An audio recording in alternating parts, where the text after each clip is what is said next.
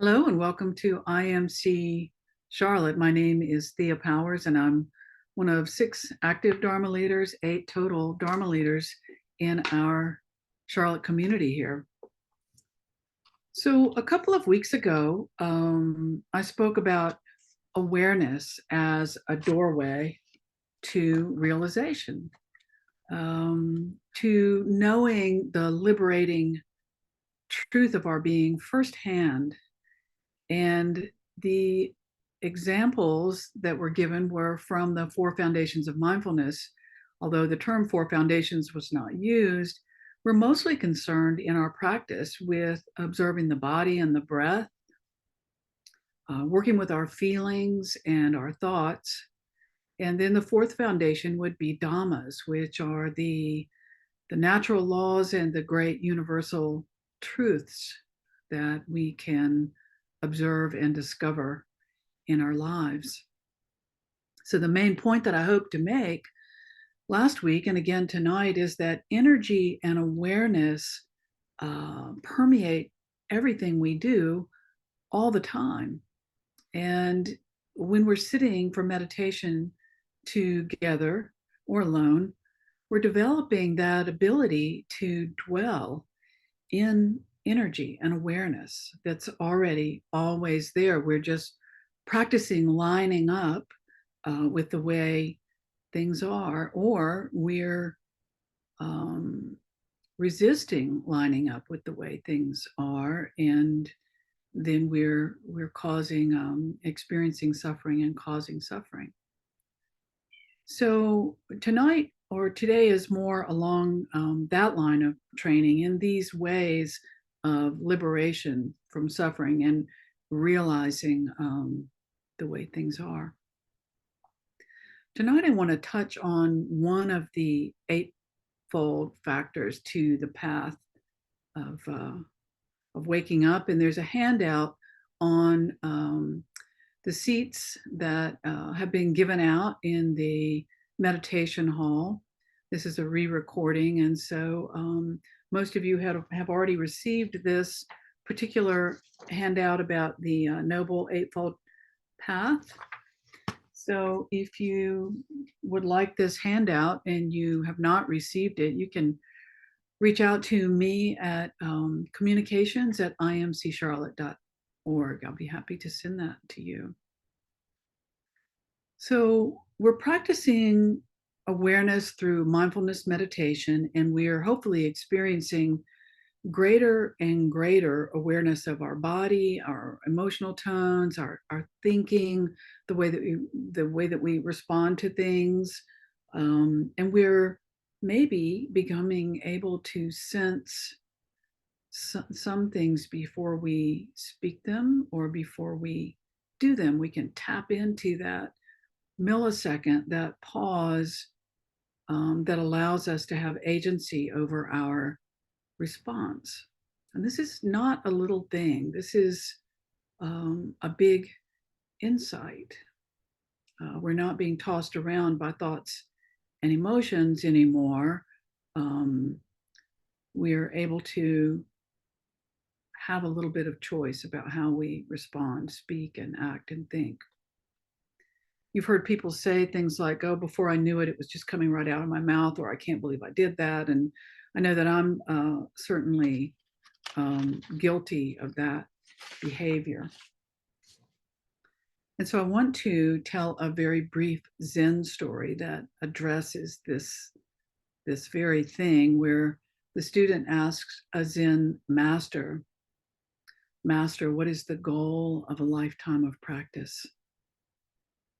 It's such a valid question, and it's actually one that we probably each should be asking ourselves is, why are we doing this? The answer from that master was, the goal of a lifetime of practice is an appropriate response. An appropriate response. That has had me thinking so much.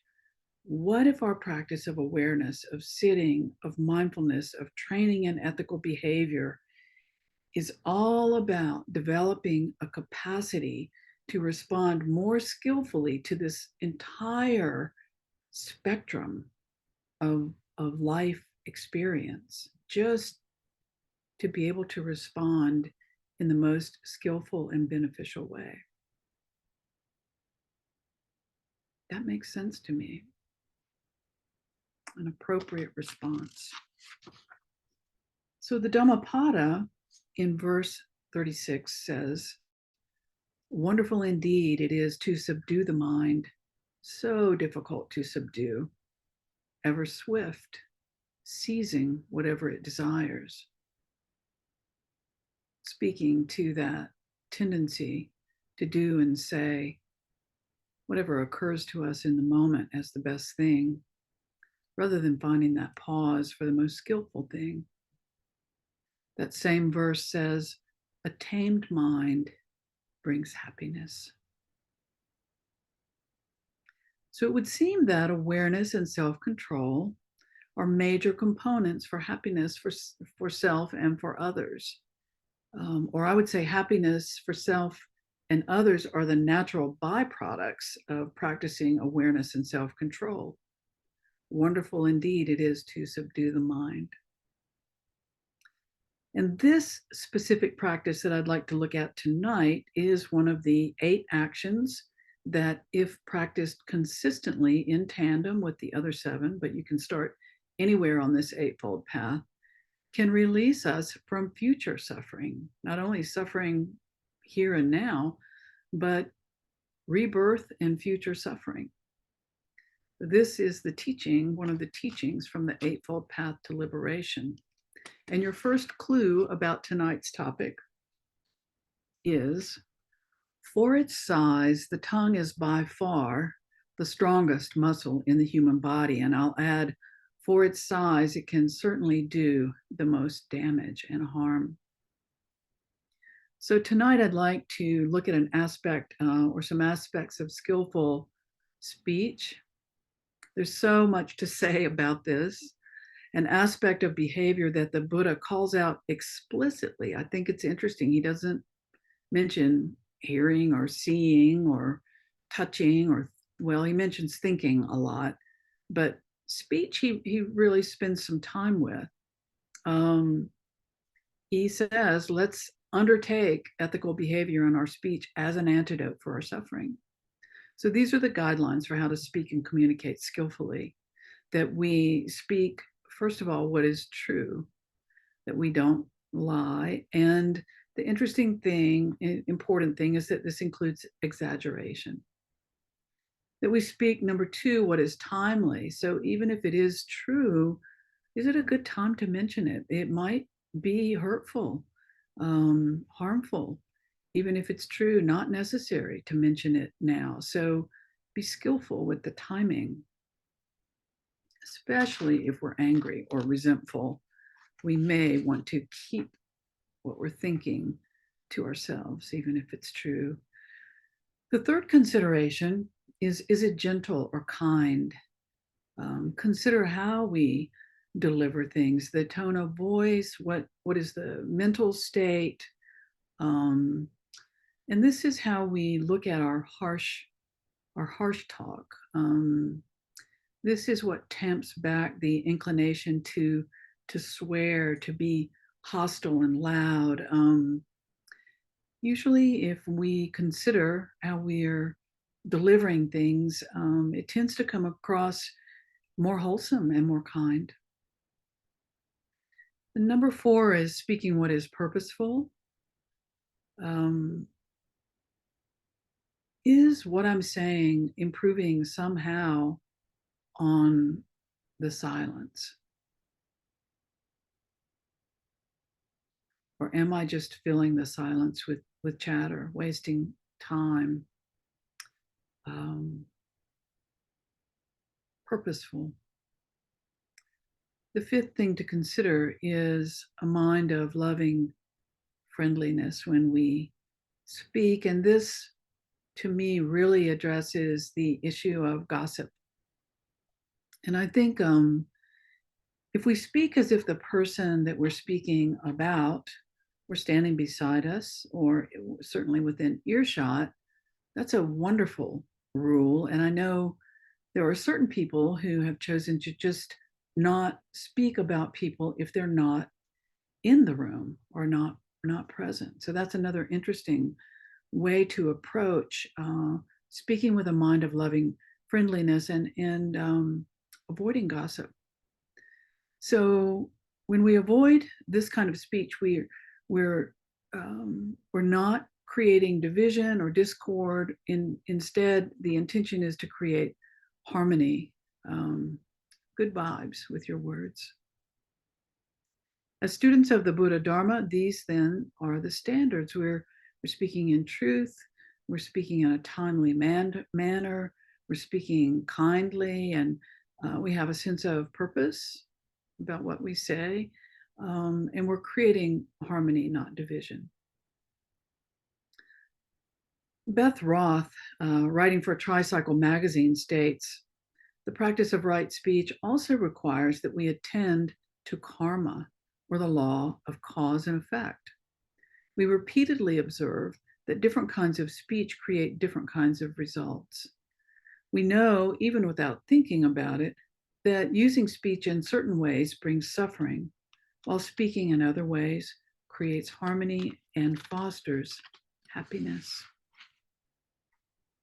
So we can see this tendency even in young kids, especially in teens and young adults who haven't learned to harness their thoughts, emotions, and particularly their tongues, where insults, judgments, and shaming are used regularly to create an us and them situation that can be so harmful and exclusionary that the targeted person could harm themselves or suffer deep psychological scarring. So we're taught as children not to behave this way, and yet this behavior persists. We currently see speech being weaponized in our politics. Misinformation is rampant and intentionally being used. Untruths are told on camera, under oath, and even in high courts of law all around the globe. When we understand the workings of cause and effect, we can appreciate how profound this natural law of karma is, and we'll see how unwholesome actions like this unfold, sometimes right before our eyes, and sometimes not immediately, but down the line. We may never see the unfolding of some of the actions. In my own life, I can see how when I tell a story, my tendency is to exaggerate and embellish. And I tell myself it's simply to make it more interesting.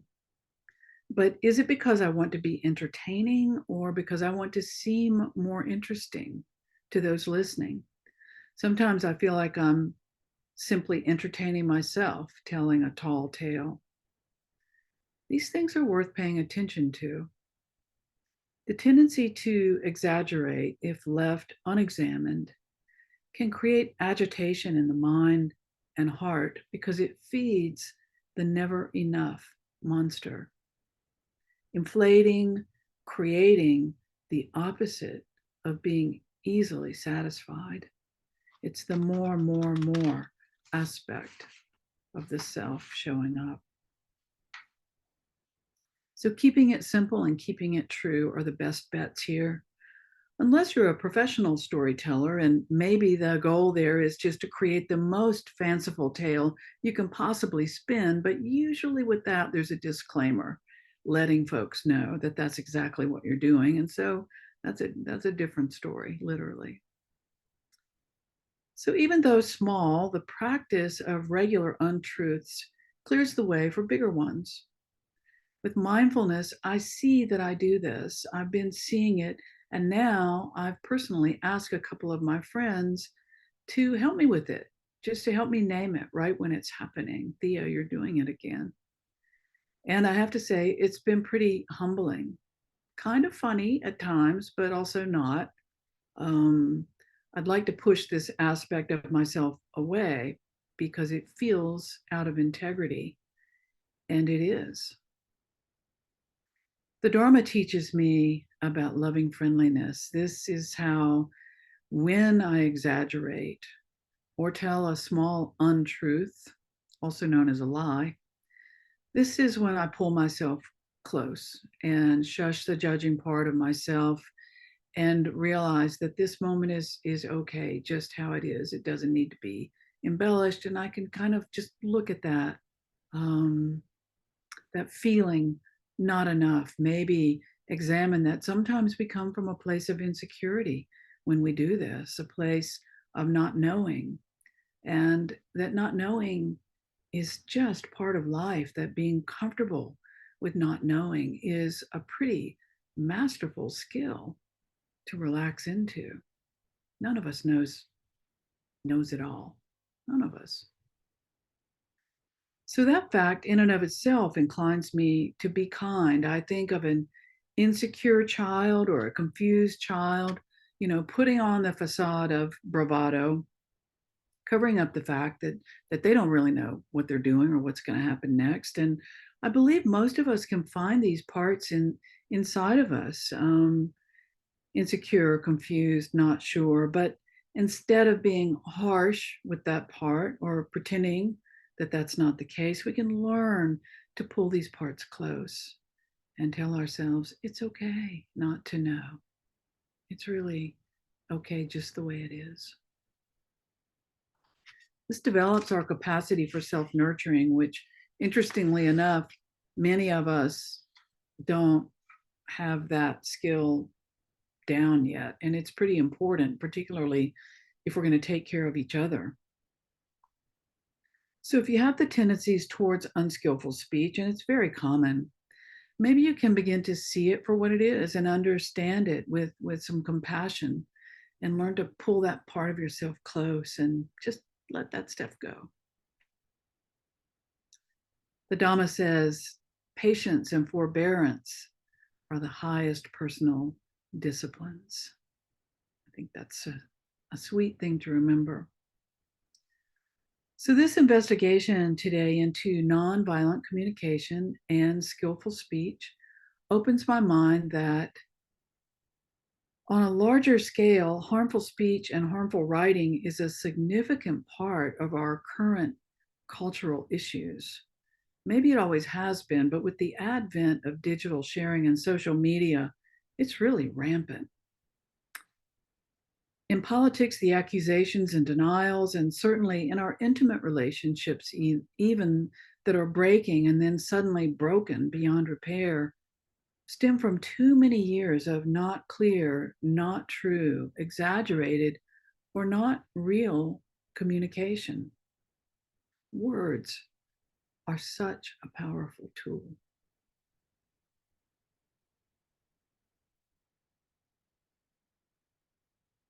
And even though this is simply inevitable in our lives, most of the time we're simply not sure how to have difficult conversations. Even if we know how, we're reticent.